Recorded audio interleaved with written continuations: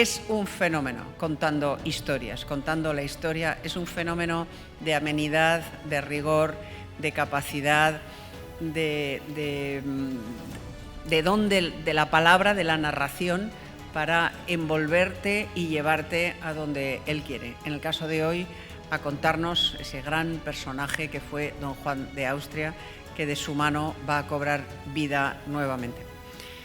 Pepe no necesita presentación, es catedrático, es profesor, se ha pasado toda su vida dando clase, sigue haciéndolo en la Universidad de Verano, y tiene una legión de fans incondicionales, entre cuyas filas, en los primeros lugares, se sitúa quien les habla, esta vecina suya.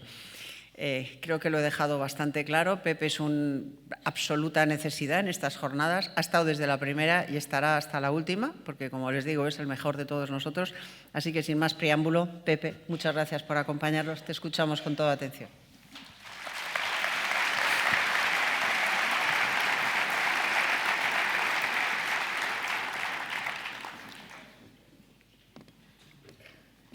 He repetido en alguna ocasión que los andaluces, yo soy cordobés, tenemos fama de exagerados. Pero parece que no somos nosotros. No. Lo que acaba de decir Isabel, que es muy amiga mía, es una exageración. No es verdad. Yo se lo agradezco profundamente. Y tengo que decirles, y creo que lo he dicho en alguna otra ocasión, yo he dado algunas conferencias a lo largo de mi vida, por una razón, porque ya tengo muchos años, ¿no? A mí me impresiona ver lo de Pozuelo. No les voy a decir que tenga miedo escénico, pero casi. No he visto una cosa igual. Cuando uno da una conferencia y 60, 70, 80 personas, le parece que ya es un número, en fin, suficiente. Cuando ve una especie de muchedumbre, me van a permitir que lo diga así, como ustedes llenando este auditorio, este teatro Mira, uno, como les he dicho antes, se queda impresionado. Me van a permitir que yo le agradezca a Isabel San Sebastián el que me invite a estar aquí con ustedes, un año tras otro, y también a la Delegación de Cultura del Ayuntamiento de Pozuelo por hacer posible esta realidad. Y también a todas las personas que hacen posible que todos ustedes estén ahí sentados y yo aquí también. Que haya micrófonos, que tengamos la mesa, que yo tenga un vaso de agua, una botella de agua, si me hace falta en un momento de mi intervención. A todos ellos, muchísimas gracias. Voy a hablarles de un personaje que es legendario. Es casi una leyenda de nuestra historia y me refiero a don Juan de Austria. Todo el mundo al menos ha oído el nombre, don Juan de Austria. Pero ¿quién es? ¿Qué perfiles históricos tenía y cómo se movió en el tiempo histórico que le tocó vivir? Me van a permitir que yo empiece diciendo que hoy sería un personaje raro, rarísimo. Rarísimo en una sociedad como la de nuestro tiempo, donde los valores que tenemos son esencialmente materiales. El dinero es muy importante para nosotros, lo ha sido siempre, es decir, que esto no es una excepción de nuestro tiempo, lo ha sido siempre, pero en otra época había cosas que tenían tanto o más valor que el dinero: el honor, la lealtad, la caballerosidad. Hoy parece que eso está en baja, hay poco honor, menos lealtad y casi ninguna caballerosidad, ¿no? Les digo esto además con cierto conocimiento de causa. Hace poco iba a entrar en un sitio, venía una señora, me aparté, le cedí el paso, que es lo que me enseñaron de pequeño, y casi me insultó. Pero usted que se ha creído, tal, todos somos iguales. Bueno, yo entré, ya no le dije nada, pero fíjense, un rasgo que yo entiendo, no porque sea de caballerosidad, sino porque es de simple educación, de la que a mí me enseñaron, hoy no tiene valor, incluso tiene un elemento contrario. Por eso les decía que don Juan de Austria sería hoy un personaje extraño en nuestro tiempo. Esa caballerosidad, esa lealtad y ese valor al honor al que me he referido fueron emblemas a lo largo de su vida, a pesar de que él era un bastardo. Y para poder entender quién era en su origen Juan de Austria, tenemos que referirnos a Carlos I, al rey de España, si quieren también Carlos V como emperador del Sacro Imperio Romano Germánico. Carlos I tiene amores, amoríos, si ustedes quieren, antes de contraer matrimonio. Carlos I, el rey, se casa en Sevilla con Isabel de Avís. Muchos de ustedes habrán visto los retratos de Tiziano sobre Isabel. Era bellísima y yo añadiría inteligentísima. Parece que el valor de una mujer está solo en la belleza y están muchas cosas más. Cuando Carlos I la deja como regente, porque tiene que marcharse de la península, de los reinos de España, de los reinos peninsulares, queda como regente y toma decisiones extraordinarias. Es una mujer fuera de lo común. Cuando da a luz a Felipe II en 1527, la comadrona, la partera que la está atendiendo, le dice: «Majestad, gritad». E Isabel dice: «No, una reina de España no puede gritar ni siquiera cuando está dando a luz». Ese era el temple de esta mujer. Claro, Carlos I se enamora de ella perdidamente. La conoce en Sevilla poco antes de casarse y tienen que casarse de tapadillo. No piensen cosas extrañas. Se tienen que casar de tapadillo porque a Carlos I iban a excomulgarlo. Iban a excomulgarlo porque había ordenado que diesen muerte al obispo Acuña. El obispo Acuña es un personaje, líder de los comuneros, junto a Padilla, a Bravo, a Maldonado. Había sido detenido, está preso en un castillo, se escapa, asesina al carcelero y Carlos I ordena que le ejecuten. Ejecutar a un obispo no era una cosa menor. Inmediatamente se excomulgaba a quien había hecho tal cosa. Y a Carlos I le va a llegar el decreto de excomunión y eso significaba que no podía recibir, un excomulgado no puede recibir ningún sacramento. Por lo tanto, no podía casarse. El matrimonio es un sacramento. Retrasaron durante unas horas el decreto de excomunión para que se pudiese casar. Y se casa casi de tapadillo, una boda real que había que pensar que era espléndida, con gran cantidad de invitados, en los Reales Alcázares de Sevilla, que si no los conocen, pues deberían conocerlo.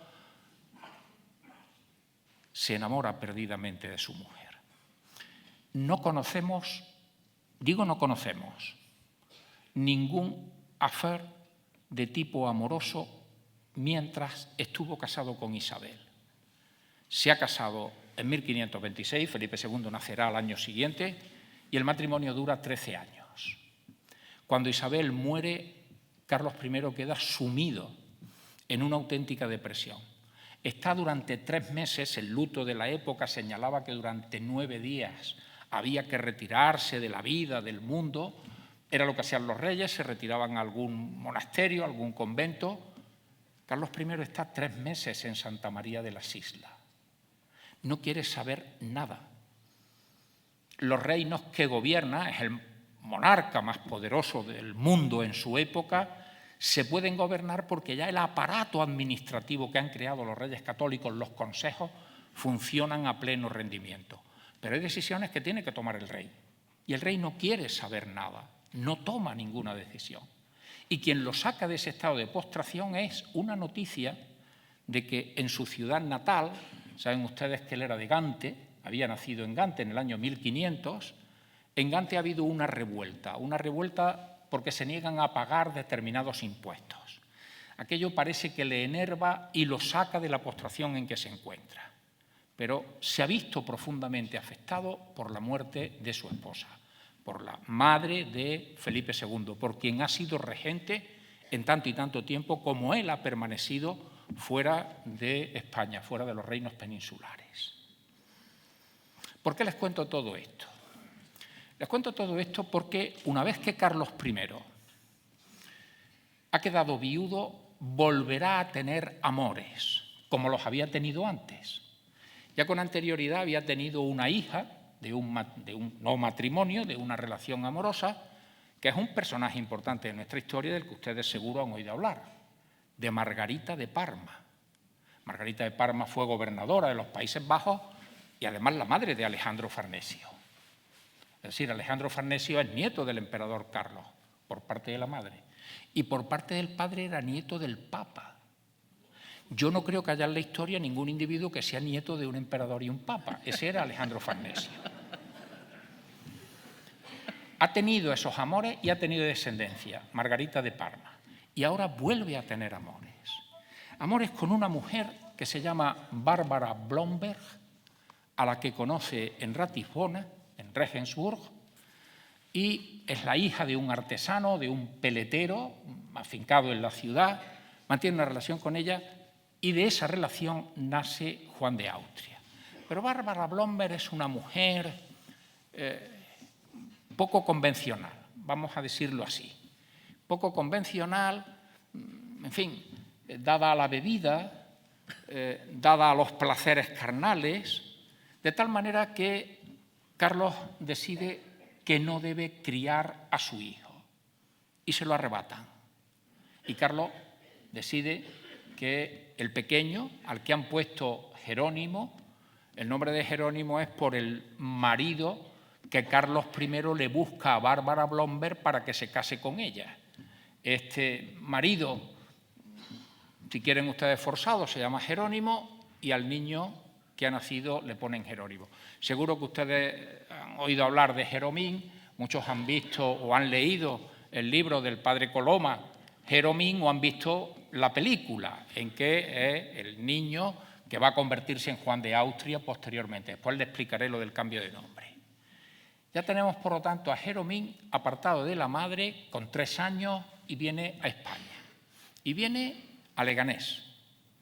Y ahí se le va a entregar a una familia humilde, un señor que era músico, tocador de vihuela, probablemente en la parroquia de la iglesia, y a su mujer, Ana de Medina. Serán quienes se encarguen, les entregan 100 ducados, más 50 ducados cada año por la manutención del niño.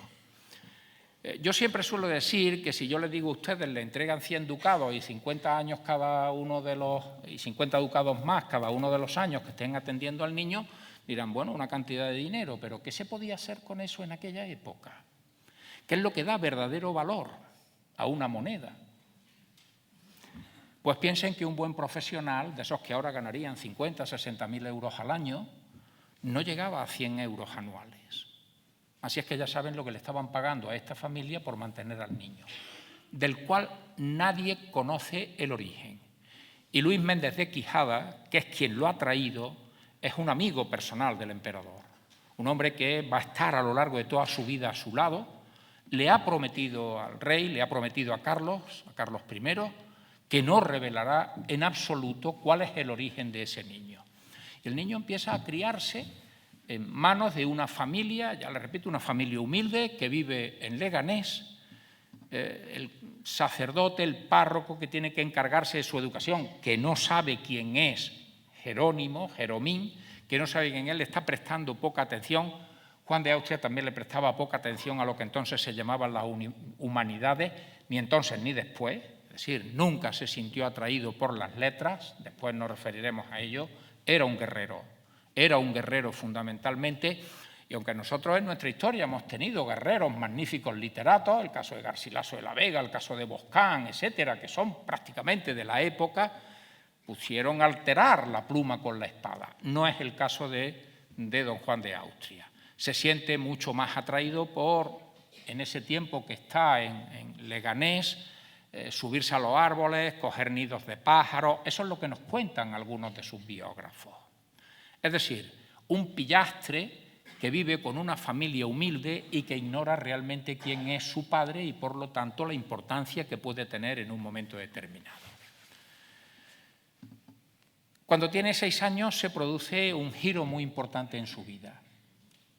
Carlos I decide que ha de dejar a esa familia, a Ana de Medina, a ese tocador de vihuela, y que vaya a parar a manos de doña María de Ulloa. Doña María de Ulloa es la mujer de Luis Méndez de Quijano, ese hombre que siempre está al lado del emperador. Una mujer noble, dueña de una inmensa fortuna, vive en un castillo en las proximidades de Valladolid, y ya tenemos al pequeño trasladado desde ese Leganés, ha acudido incluso a la escuela de Getafe, a una casa palaciega en las proximidades de Valladolid. Alguien empieza a sospechar de por qué ese niño, que no se sabe, que de pronto apareció un día acogido a esta familia, que ahora lo trasladan a una familia de nivel, de la nobleza, de la más importante nobleza castellana, a la mujer del hombre que permanece al lado de Carlos I continuamente. ¿Quién es ese niño? Empiezan a preguntarse. Y Jeromín sigue creciendo. Y cuando ha llegado a los 10 años, piensen que ha nacido en 1547. Si recuerdan la fecha que les he dicho antes de cuando nació Felipe II, al año de haberse casado sus padres, en 1527, Felipe II le lleva 20 años. No lo pierdan de vista, porque la relación de don Juan de Austria va a ser muy importante con Felipe II. Pero Felipe II es su hermano mayor, muy mayor que él. Tiene 20 años más que él. Por lo tanto, cuando Jeromín llega a la adolescencia, tiene 10, 12 años, lo está educando María de Ulloa, ya ha aprendido a montar a caballo, a manejar la espada, ya no es el niño que caza gorriones, que se suba a los árboles para coger nidos, empieza a formarse como caballero. Probablemente el cambio, la decisión de Carlos I de que deje esa familia humilde y pase a una familia de la alta nobleza castellana, lleva la vinculación de que tenga una educación esmerada y propia de quien es el niño, pese a que es un bastardo. Si ha nacido en 1547, cuando Carlos I decide retirarse a Yuste, tiene 9 años. Carlos I se retira a Yuste en 1556. No sabemos, es muy probable que lo viera, pero no lo reconoció nunca. Es decir, dio instrucciones de que se le educara como a un noble, que no se le estimulara el orgullo, que a ser posible se consiguiese para él un capelo cardenalicio, es decir, convertirlo en cardenal, y que abrazase la religión. Esos son los planteamientos que tiene Carlos I con respecto a este hijo suyo y de esa alemana de Ratisbona, de Regensburg, que se llama Bárbara Blomberg. Los comentarios, los rumores en torno a quién puede ser ese niño han crecido cada vez más y quien es regente en ese momento, Carlos I se ha retirado a Yuste, el rey ya es Felipe II, pero Felipe II en ese momento está en Flandes y quien está gobernando en España en nombre de Felipe II es una hermana suya, una hermana de padre y de madre, Juana de Austria. Y Juana se plantea saber qué hay de verdad en lo que se dice de ese niño. Y llama a Luis Méndez de Quijada y le pregunta que quién es. ¿Quién es el niño que están criando su mujer y él como un caballero y que apareció un día por Leganés? Y Méndez de Quijada, que había prometido a Carlos I mantener el secreto, trata de mantenerlo, pero no quiere engañar a la regente, no quiere engañar a doña Juana. Y le dice que es hijo de persona muy principal, pero que no le puede decir más. Uno de los pilares de la leyenda negra está en los 2 autos de fe que se celebraron en los primeros años del reinado de Felipe II. Un auto de fe en Sevilla y otro auto de fe en Valladolid. ¿Recuerdan dónde estaba viviendo Jeromín? En un pueblo cercano a Valladolid. Pues aprovechando el auto de fe, la regente, Juana de Austria, le dice a María de Ulloa que vaya con el niño al auto de fe y que quiere conocerlo personalmente.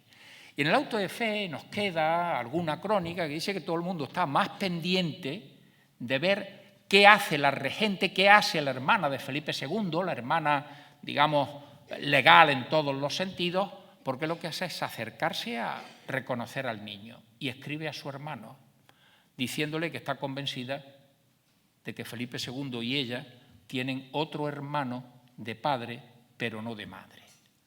Y Felipe II le contesta que ya lo sabe. Y ya lo sabe porque ha abierto el testamento de Carlos I. Y en el testamento de Carlos I se alude al niño.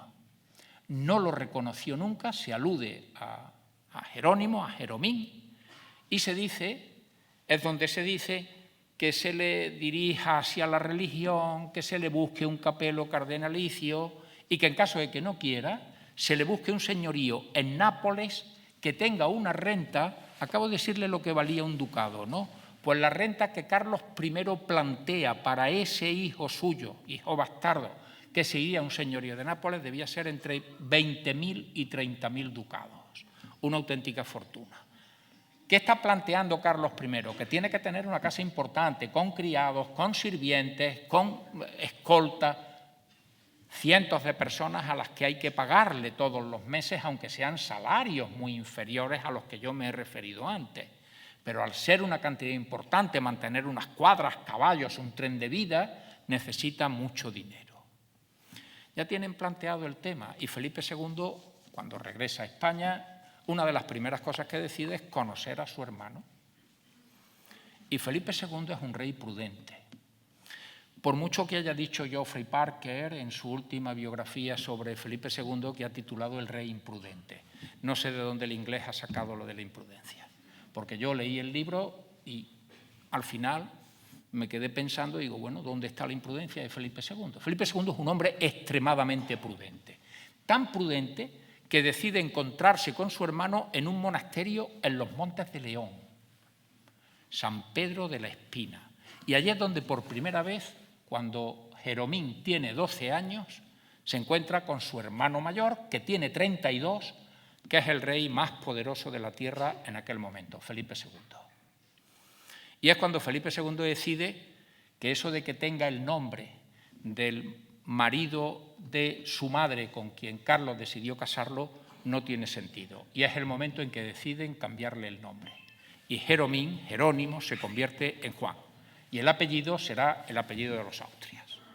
Don Juan de Austria. Por lo tanto, fíjense el cambio de Jeromín, de Jerónimo, por qué había ocurrido para convertirse en Juan de Austria. Y lo vamos a encontrar durante una serie de años, durante algún tiempo, con un primo suyo, el hijo de Margarita de Parma, perdón, un primo no, un sobrino, hijo de su hermana Margarita de Parma, otra hija ilegítima de Carlos I, Alejandro Farnesio, y con otro sobrino suyo, el hijo de Felipe II. Fíjense que Margarita de Parma, Felipe II y don Juan de Austria son hermanos, dos de ellos bastardos de madres diferentes, y Felipe II, hijo legítimo del rey y de la emperatriz Isabel de Avís. Y los tres estarán en Alcalá. Don Juan, mal estudiante. Carlos de Austria, el heredero al trono, peor. Allí tiene una caída, comete una serie de tropelías y, siguiendo a una moza, rueda por una escalera y le tienen que hacer una trepanación en el cráneo. De esto se ha hablado relativamente poco. Es un personaje que ya está deteriorado desde el punto de vista físico e incluso desde el punto de vista mental. La leyenda negra se encargará de convertirlo en una especie de héroe para incriminar al padre, para incriminar a Felipe II. Se marchan de Alcalá los tres, Carlos de Austria, el heredero, Alejandro Farnesio, hijo de Margarita de Parma, sobrinos los dos, y Juan de Austria. Y Juan de Austria sigue formándose como caballero. Y el primer momento que tiene para poder intervenir militarmente es el asedio que los caballeros, la Orden de San Juan, los caballeros de Malta, están sufriendo. Los otomanos están atacando Malta, estamos ya en el año 1565, don Juan tiene 18 años, quiere ir a pelear, porque el maestre de la orden hospitalaria ha hecho una llamada a todos los reyes de la cristiandad, el único que ha respondido ha sido Felipe II, para tratar de evitar que La Valeta y la isla de Malta caigan en manos de los otomanos. Si ustedes ven un mapa del Mediterráneo, Malta es un auténtico portaaviones en el centro del mar. Quien domina Malta puede controlar todas las rutas que pasan del Mediterráneo oriental al Mediterráneo occidental. Y el Mediterráneo oriental estaba ya en manos de los otomanos. Felipe II ha ordenado preparar una gran escuadra en Barcelona, donde embarcarán varios tercios, entre ellos el tercio de Sande, para ayudar a los caballeros de la Orden de Malta en la defensa de la isla frente a los otomanos.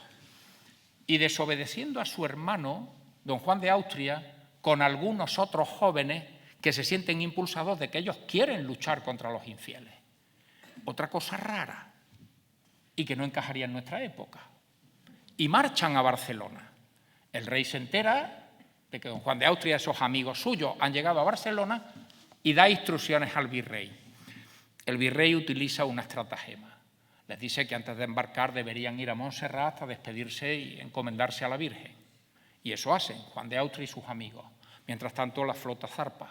Cuando regresan a Barcelona, la flota se ha marchado y no pueden ir a Malta. Sin embargo, el enfrentamiento con los otomanos, por cierto, cuando los tercios llegan, obligan a los turcos a levantar el asedio de Malta, etcétera, etcétera, y consiguen que la isla siga en manos de los caballeros que tienen que pagar un tributo simbólico al rey de España, que es un halcón. Muchos de ustedes habrán visto una película de Humphrey Bogart que se llama El halcón maltés. El halcón maltés es una ficción, la película, pero tiene una base histórica, que es el halcón que los caballeros de Malta entregan al rey de España una vez al año, por la festividad de los santos, de todos los santos, como tributo por haberles entregado la isla de Malta cuando habían sido expulsados de Rodas. La orden tenía su sede en Rodas, los turcos se apoderaron de Rodas, tuvieron que marcharse y Carlos I les entregó Malta para que fuera la sede de la orden de la que ahora los otomanos querían apoderarse. Y a donde quería ir Juan de Austria no ha podido llegar. El enfrentamiento con los otomanos empieza a ser una realidad. Sigan pensando en la fecha. Yo, en fin, a mis alumnos siempre le insistía, lo he dicho muchas veces, los hechos históricos ocurren en un momento determinado y eso no lo pueden nunca perder de vista. 1565 es el asedio de Malta que levantan los tercios. ¿Cuándo es Lepanto? 6 años después. Y Felipe II está pensando en que su hermano, que ha querido ir a Malta, y él se ha valido de los medios necesarios para que no pueda ir porque considera que es demasiado joven para arriesgarse a una empresa de este tipo, empieza a pensar que tiene que tener un recorrido militar. Probablemente Felipe II está pensando a medio plazo, no en ese momento. Y lo que piensa es que tiene que hacerse, me van a permitir una expresión poco adecuada para la época, pero que nos servirá para entendernos. Don Juan tiene que hacer currículum militar. Y la ocasión se presenta en 1568. ¿Qué ocurre en 1568? En Granada, los moriscos, los antiguos habitantes del Reino de Granada, musulmanes, que fueron obligados a bautizarse en 1500 y que han pasado a denominarse moriscos, suele haber una especie de confusión en este tema. El morisco no es musulmán. El morisco, al menos oficialmente, es cristiano. El musulmán es el mudéjar. Pero si el mudéjar ha sido bautizado, se convierte en morisco. Otra cosa es que sus celebraciones, su indumentaria, su lengua, sus costumbres sigan siendo las de un musulmán, pero oficialmente es cristiano.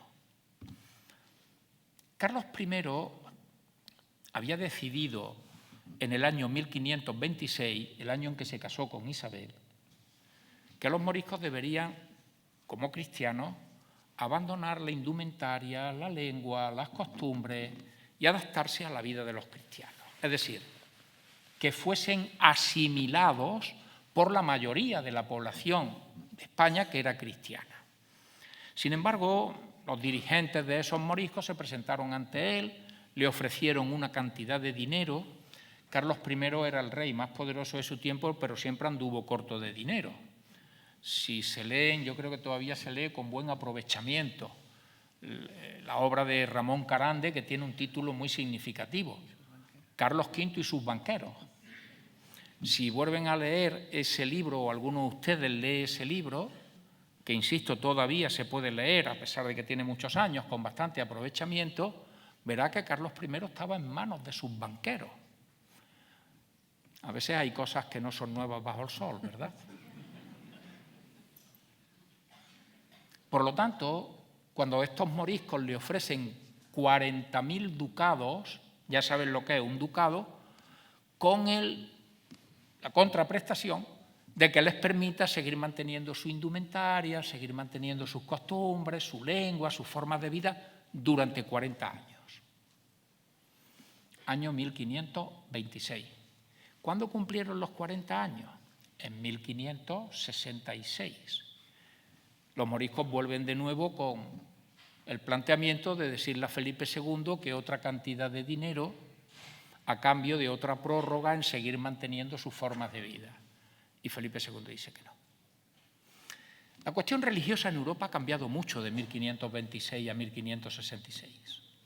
En 1526, Lutero ya había plantado en la Universidad de Wittenberg sus tesis famosas y se había iniciado el movimiento protestante. Pero Carlos I está todavía intentando solucionarlo, buscar puntos de encuentro entre los luteranos y los católicos. Y de hecho convoca varias dietas, es decir, asambleas, reuniones, en las que se ponían los puntos de vista de unos y otros teólogos intentando buscar un acuerdo. Es decir, se está todavía en un tiempo donde el enfrentamiento entre católicos y protestantes, que empieza a ser una realidad, no ha estallado todavía en conflicto.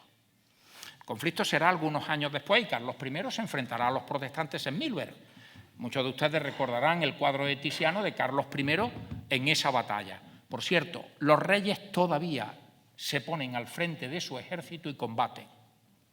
Carlos I está en Milberg, está a punto de caer prisionero en manos de los enemigos, a pesar de que ellos terminaron, el ejército de Carlos I, del emperador, de Carlos V, termina ganando esa batalla, la batalla de Milberg.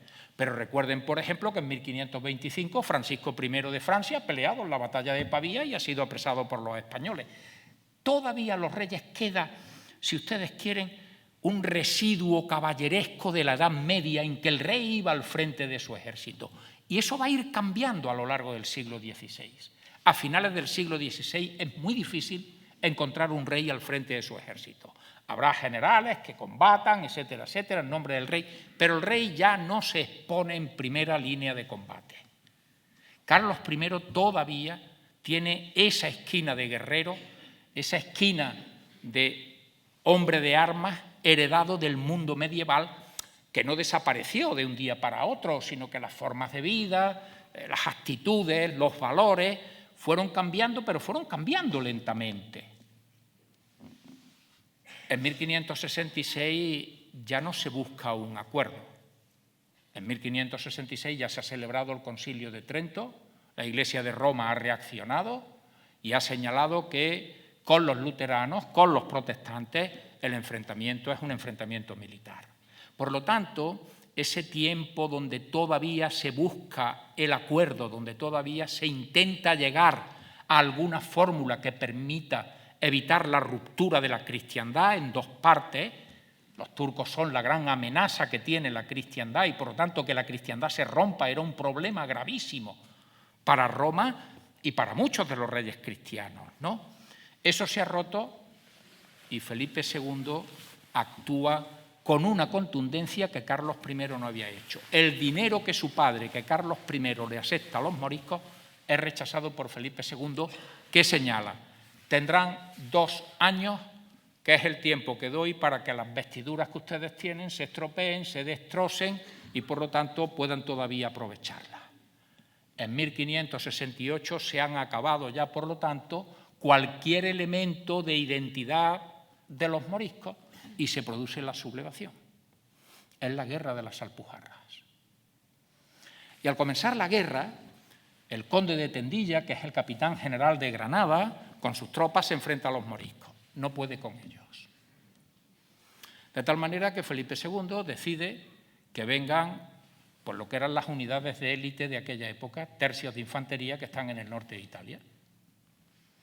Se llama a varios tercios y esos tercios de infantería van a Granada y acaban con los moriscos. Me van a permitir, la expresión no es correcta, pero ustedes la entenderán en un rato. Preparan la estrategia, etc. ¿Y qué ha hecho Felipe II con don Juan de Austria? Que parece que nos habíamos olvidado de él. ponerlo al frente de esos tercios que van a aplastar la rebelión de los moriscos, sin experiencia militar ninguna. Pero es el hermano del rey. Y tendrá al lado a grandes capitanes, Antonio de Leiva, a Mondéjar, a Sesa, el nieto del gran capitán, que son los que le van a dar, de alguna manera, los consejos, las instrucciones por dónde debe combatir el ejército para acabar con aquello. Adquiere cierta experiencia militar, pero sobre todo tiene una medalla en su currículum. Ha sido el que ha aplastado la rebelión de los moriscos, que acaba en 1570. Al año siguiente, Lepanto. Hay que preparar una gran escuadra para enfrentarse a los otomanos. Y Venecia decide que el mando de la escuadra lo tendrá un veneciano. Felipe II dice que no. Granvela, el cardenal Granvela, que está negociando en nombre de Felipe II en Roma, se retira varias veces de la mesa de negociaciones. Dice que aquello no es negociable, que el mando de la escuadra, aun con los grandes marinos que va a haber en ella, Andrea Doria, Navaquiero, Álvaro de Bazán, se le va a entregar a quien Felipe II diga. Y los venecianos terminan por plegarse. Felipe II es el rey más poderoso de su tiempo. Ponen solo una condición: que el mando de la escuadra, con todos esos capitanes extraordinariamente experimentados, conocedores de cómo se combate en el mar, tiene que ser una persona de sangre real. Y Felipe II decide que la persona de sangre real es su hermano Juan de Austria. Juan de Austria mandará a la flota cristiana con el consejo fundamentalmente de don Álvaro de Bazán, que le indica por dónde tiene que combatir. El resultado de Lepanto es un auténtico desastre para los otomanos. Me van a permitir... Yo siempre llevo mis conferencias escritas, luego no las miro.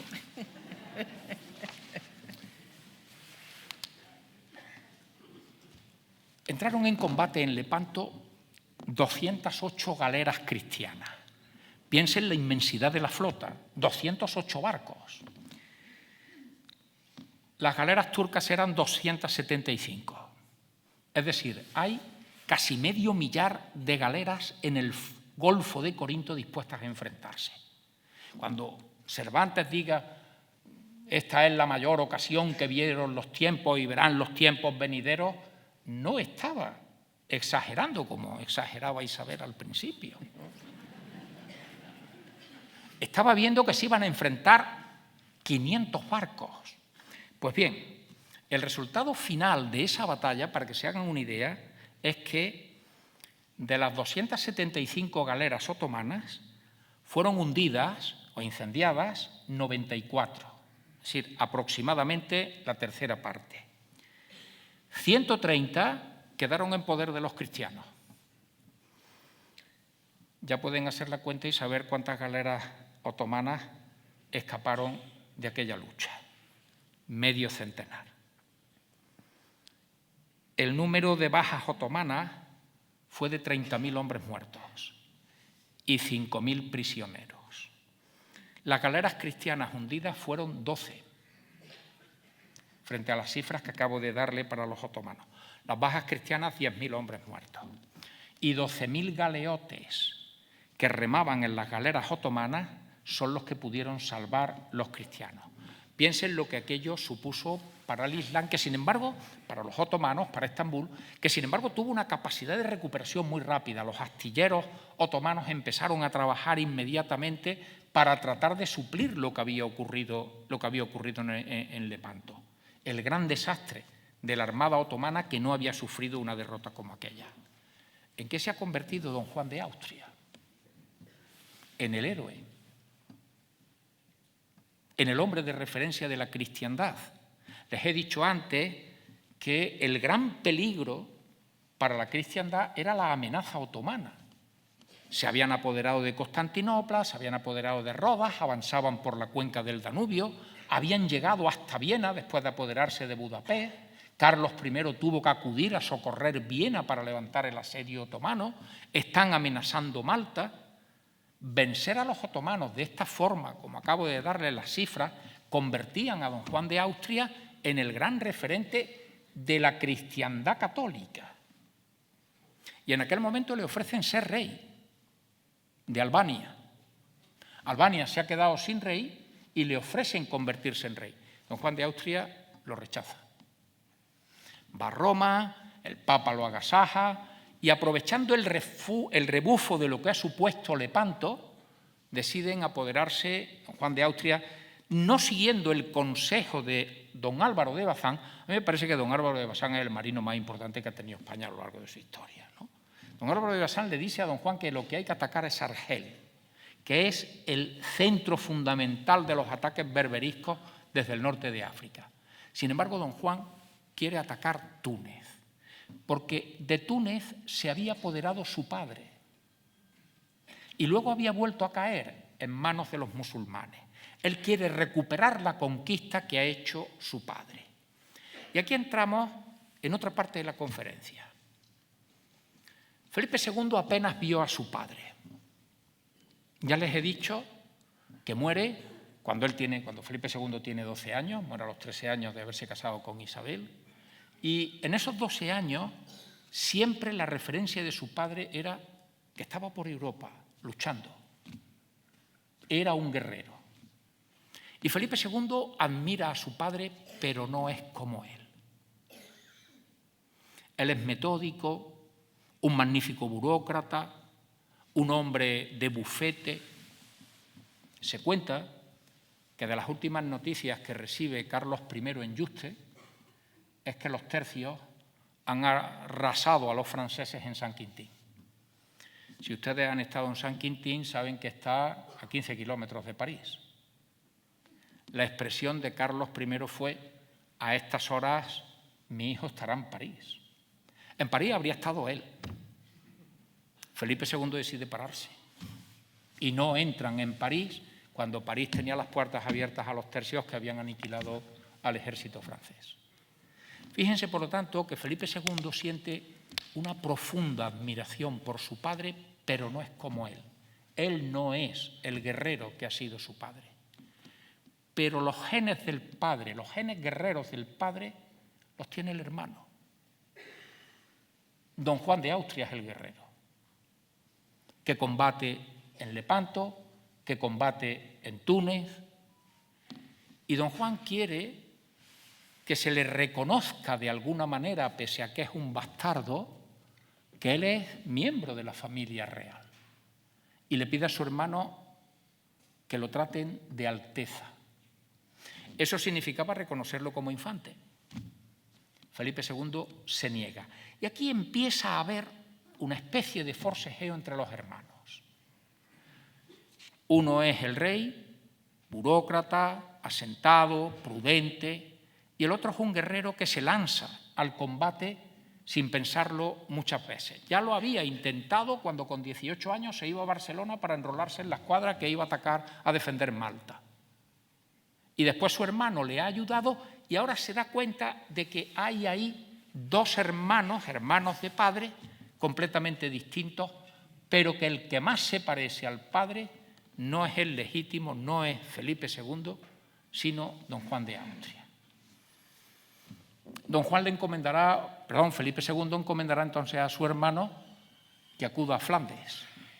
Allí los calvinistas han iniciado una revuelta contra Felipe II y hay que poner orden. Don Juan se va para Flandes. ¿Pero cómo se va? Se plantea un barco, una escuadra, que de algún puerto del norte, del Cantábrico, lo lleve a alguno de los puertos que están en manos, de Flandes, que están en manos de los españoles. Y él decide que no. Cruzar Francia disfrazado. Es el guerrero, el hombre que asume el riesgo. Y se disfraza y con un grupo de jinetes que le acompañan, cruza todo un país enemigo hasta llegar a Luxemburgo. Esa es la diferencia entre uno y otro. Y cuando está en Flandes se da cuenta de que necesita dinero. Necesita dinero para manejar los tercios.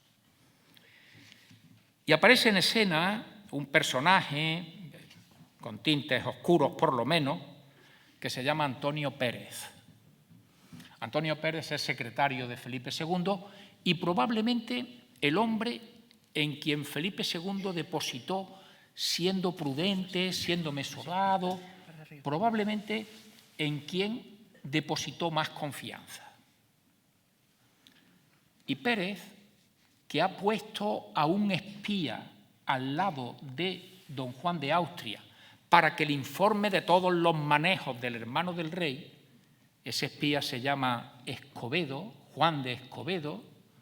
Escobedo se siente al final atraído por el héroe, se siente atraído por don Juan y no cumple el mandato que Antonio Pérez le ha encomendado, que es que le envíe continuamente información de cuáles son los proyectos de don Juan, que cuáles son las ideas que tiene, que en qué piensa.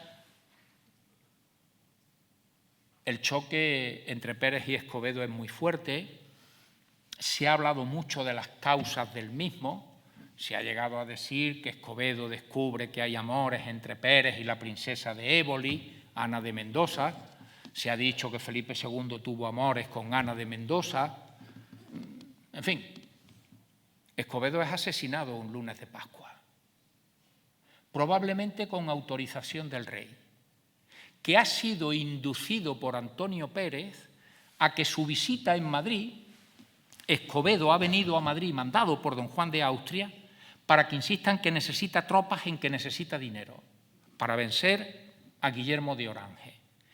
Don Juan ha tenido que pasar por la firma del llamado Edicto Perpetuo, que no quería firmarlo, pero se lo había mandado su rey, y su hermano, ¿no? El Edicto Perpetuo es una de las añagazas de Guillermo de Orange para sacar a los tercios de Flandes. Orange dice que si los tercios salen, él volverá a la obediencia del rey y que se respetará a los católicos y sus iglesias. Los tercios se marchan de Flandes al norte de África, al norte de Italia, perdón. Y apenas se han marchado, se incendian iglesias católicas, es decir, Orange no cumple su palabra como no la cumplió casi nunca. Y a esos tercios que han llegado al norte de Italia y que los manda Farnesio, el sobrino de don Juan de Austria, pero que es de la misma edad que él, le llega la noticia de que tiene que volver de nuevo a Flandes. Todos ustedes han oído hablar del Camino Español. De las primeras veces que se recorre es cuando esos tercios que se habían marchado de Flandes, estaban acantonados en la Lombardía, tienen que regresar de nuevo a Flandes. Tardaron 28 días, 1.200 kilómetros cruzando los Alpes. Se dejaron atrás la intendencia, la artillería, absolutamente todo.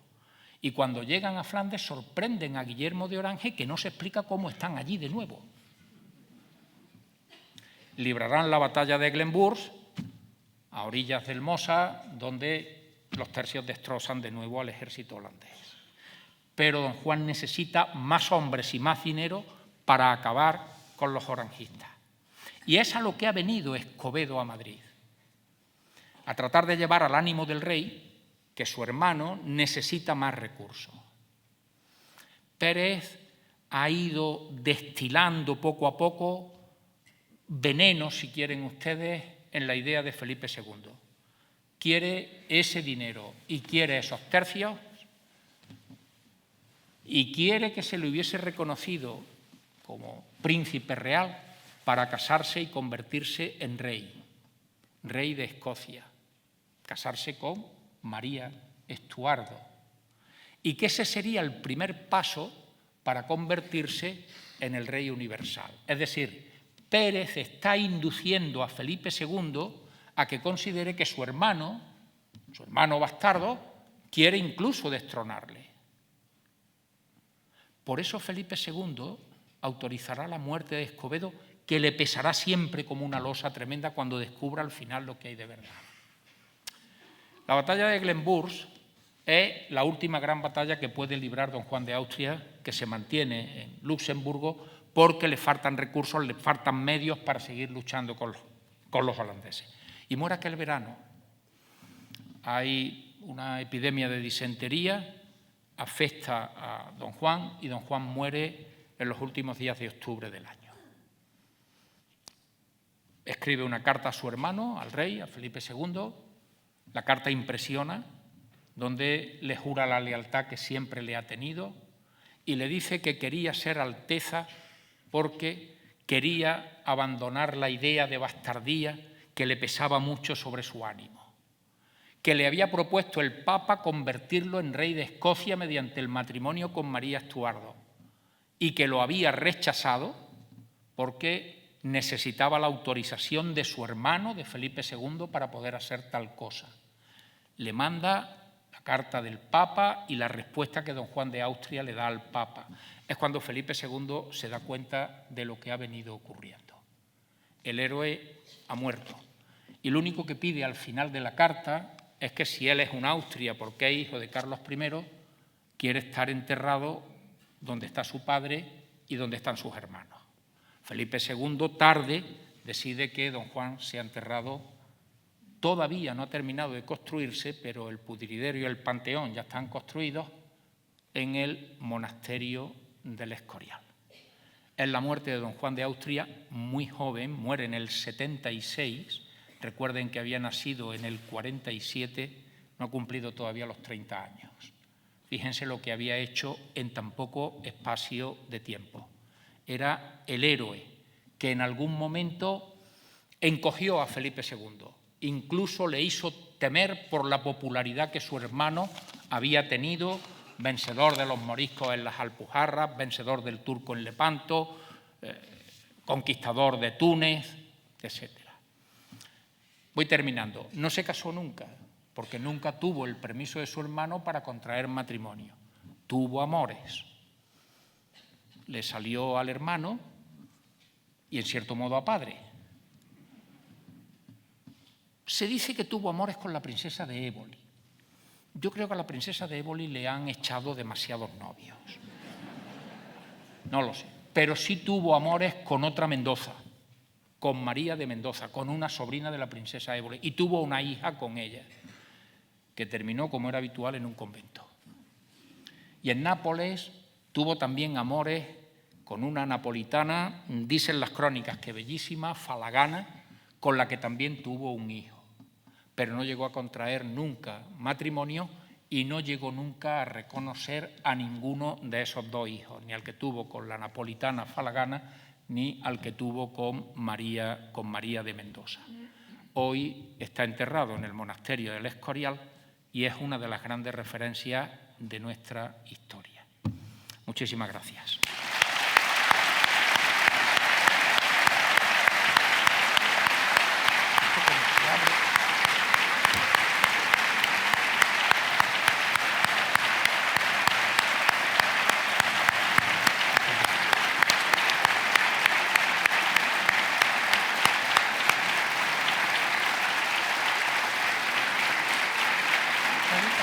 Por favor.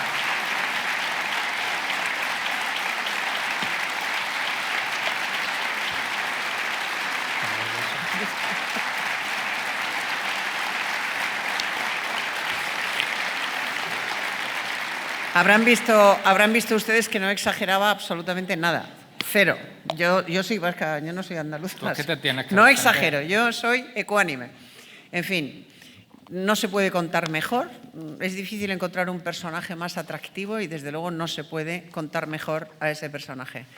Un millón de gracias, Pepe. Y ahora estoy segura de que habrá muchísimas preguntas. Yo tengo una. Mientras le pasan el micrófono a quien sea, yo tengo una. ¿Qué pasó con el pérfido Antonio Pérez? Bueno, pues Antonio Pérez, una vez que el rey tiene noticia, porque el rey además de la carta que le escribe su hermano, pide los papeles de don Juan. Y tardaron mucho en venir. Ahí, en fin, se lo cuento. El día 26 de este mes, aparece un libro mío nuevo. Se llama Dueños del Mundo. El momento en que Felipe II incorpora a Portugal a la monarquía hispánica. Es que eran los dueños del mundo. O sea,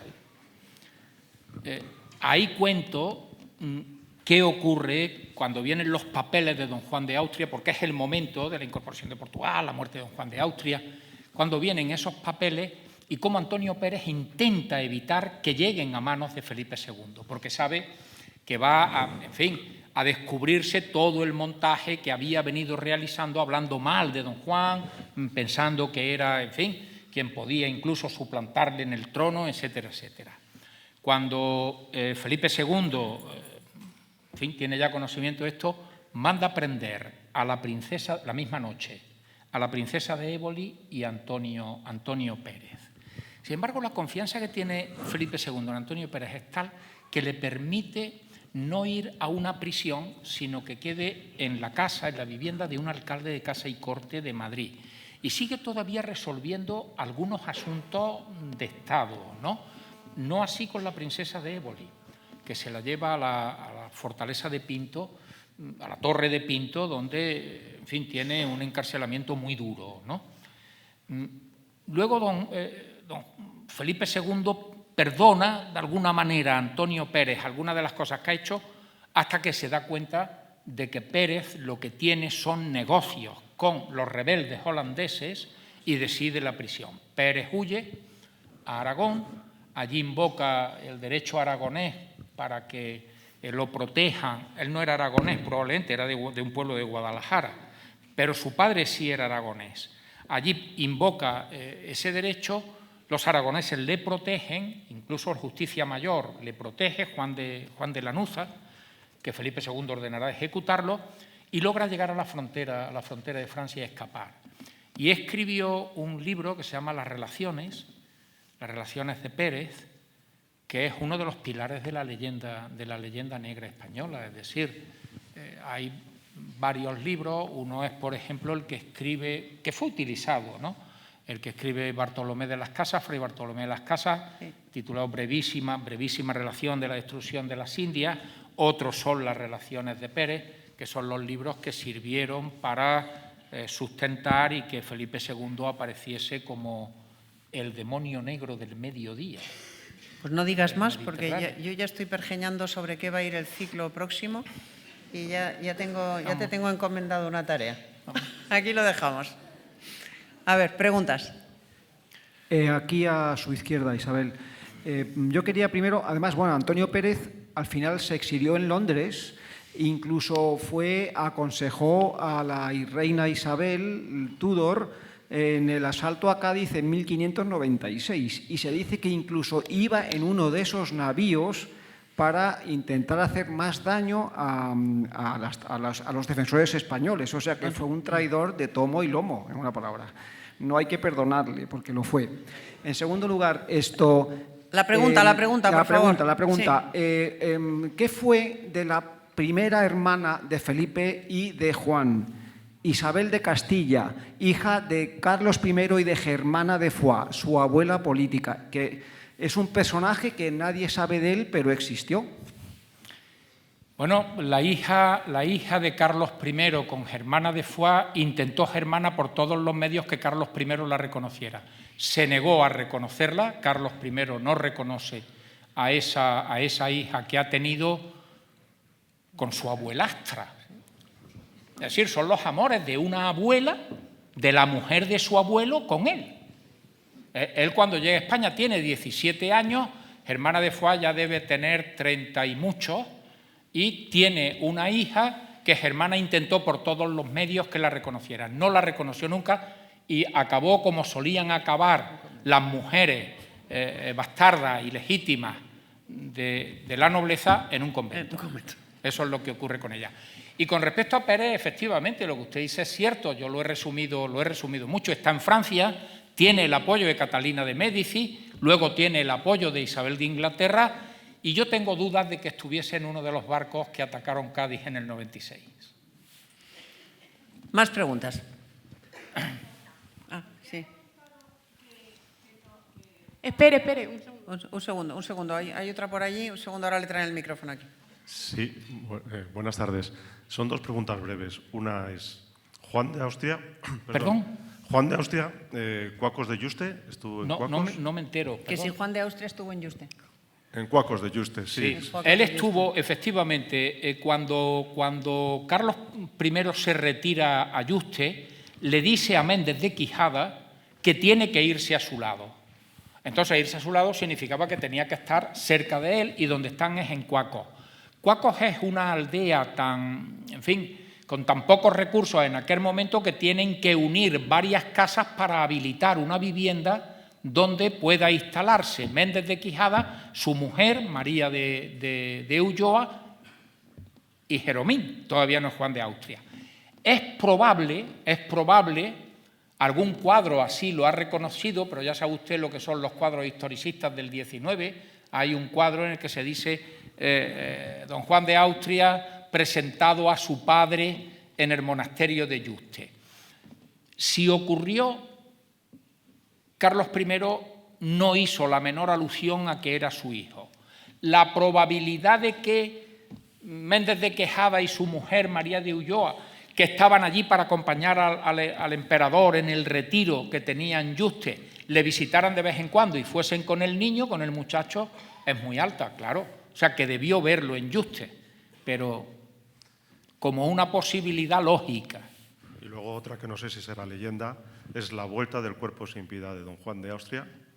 No me entero. La vuelta del cuerpo sin vida de don Juan de Austria, es verdad que volvió partido en 3 trozos para que no lo recuperasen los franceses que andaban detrás de quedarse con el cuerpo de don Juan de Austria como héroe español. Es cierto, el cadáver de don Juan vino cortado para poder meterlo en un féretro y que pudiese llegar aquí. De hecho, tuvieron que adesentarlo, imagínese cómo, una vez que llegue aquí para trasladarlo al Escorial. Sí, es cierto. A ver, por aquí había una pregunta a una señora, ahora le acercan el micrófono. ¿A quién?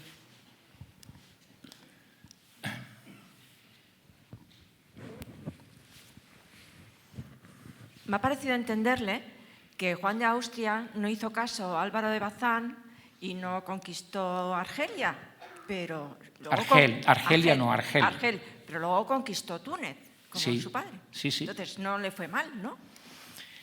Hombre, la idea de don Álvaro de Bazán, que no se equivocaba casi nunca, era no tanto apoderarse de Túnez, que era una plaza importante a los berberiscos, cuanto apoderarse de Argel, que era la base fundamental de operaciones de los piratas berberiscos. Es decir, la idea de Bazán, la idea del marqués de Santa Cruz, era dar el golpe a los piratas berberiscos en el sitio donde más daño podía hacerle, aprovechando un momento en que los otomanos no podían prestarle ningún tipo de ayuda porque acababa de ocurrir lo de Lepanto.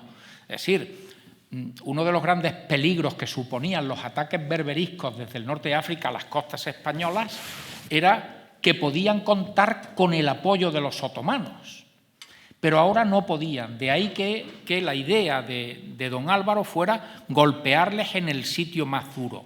Parece ser que en don Juan lo que prima es la idea de esa relación con el padre, que yo he tratado de explicársela como entenderán muy deprisa, ¿no? Esa idea de que mi padre conquistó Túnez, los musulmanes han vuelto a recuperar Túnez, la conquista de Túnez por Carlos I es en el 35, en 1535, creo que fue 10 años después, en el 45, cuando, no me haga mucho caso de esta segunda fecha, los musulmanes la recuperan y entonces don Juan lo que quiere es, donde su padre ha vencido a los musulmanes, volver él a hacer lo mismo que había hecho el padre. Esa especie de emulación al padre, que era una de las cosas que más fastidiaba a Felipe II y que Antonio Pérez aprovechó para esa cizaña que fue inoculando en la idea de Felipe II de que su hermano, más que un leal súbdito y un leal general de sus ejércitos, podía convertirse en un temible competidor, ¿no?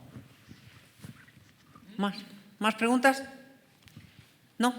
Pues entonces, permítanme que les recomiende encarecidamente todos los libros de Pepe Calvo, todos, son a cual mejor, el último, el que está por salir, no lo he leído, todos los demás sí, y son a cual mejor, tanto los que relatan la hazaña del Cano como el Rey Regente, el último, el Año de la República, todos son a cual mejor y él estará encantado de firmárselos, de modo que aprovechen que está aquí. Muchas gracias. Mañana estará con nosotros Juan Eslava Galán, el padre de nuestro género, del género de novela histórica, así que espero verles también y que sigamos disfrutando de estas jornadas. Gracias y feliz tarde.